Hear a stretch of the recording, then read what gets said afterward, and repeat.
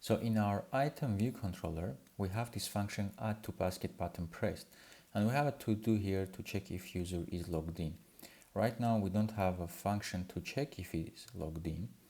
I'm going to comment out this part, and instead I am going to just always present my login view, so that we can test if our login view is working. And I'm going to call a function here, show login view, and this function doesn't exist yet. Now it will give us an error, and we're going to write it right at the end. I'm going to put a mark here, call this show login view private func show login view. Now our error should disappear because we just declared the function that wasn't existed before we called it.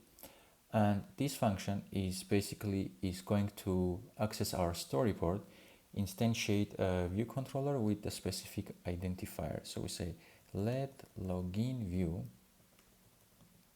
is equals to UI storyboard,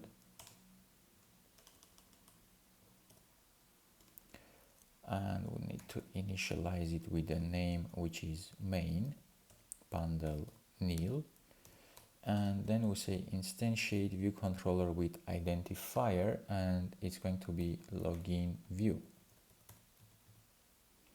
And once we have this, we say self.present, and we're going to present a view controller which is going to be our login view, animated true, and completion is going to be nil. And let's get rid of the empty lines here. I'm going to run my code just to make sure that this function is working.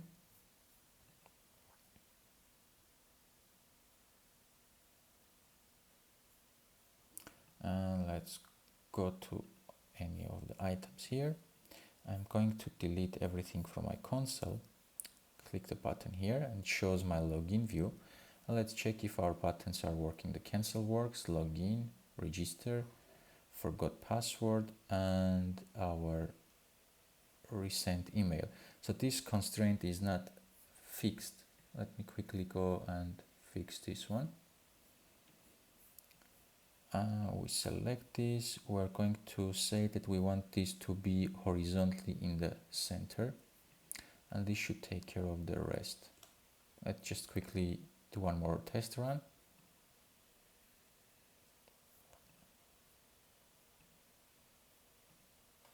Now our forgot password button is here. So we can select our resent email and open our right panel here, and I'm going to set this to be hidden. Just tick hidden, and it becomes a bit transparent, which indicates that this is hidden on the runtime. So we're not going to see this. And if you want to test it again, you can just Command R to run.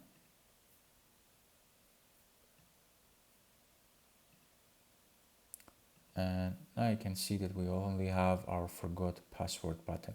So this one will be controlled through our code if we are going to show this or not.